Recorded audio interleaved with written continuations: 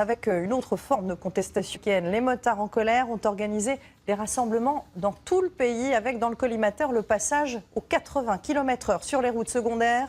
Emmanuel Macron est revenu sur la mesure jeudi sur notre antenne et il ne les a toujours pas convaincus. Antoine de Pressigou et Sébastien Maloiseau. Les Parisiens le savent bien. Le dimanche, c'est peut-être le seul jour de la semaine où le boulevard périphérique est fluide. Enfin, normalement. Environ 1000 motards ont bloqué la circulation pendant plus d'une heure. Tous demandent le recul du gouvernement sur la baisse de la vitesse à 80 km/h sur les routes secondaires. Souvenez-vous, c'était sur TF1 cette semaine. On le fait pendant 2 ans.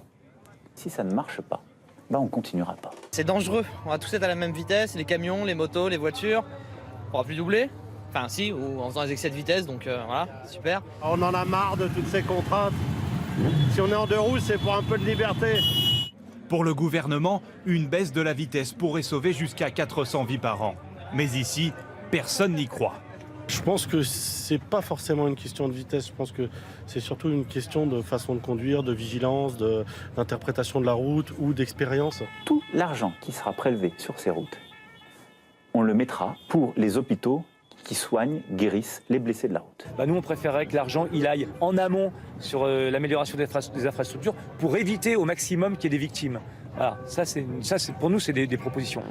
Les motards le promettent, ils continueront à faire du bruit jusqu'au passage à 80 km/h le 1er juillet prochain.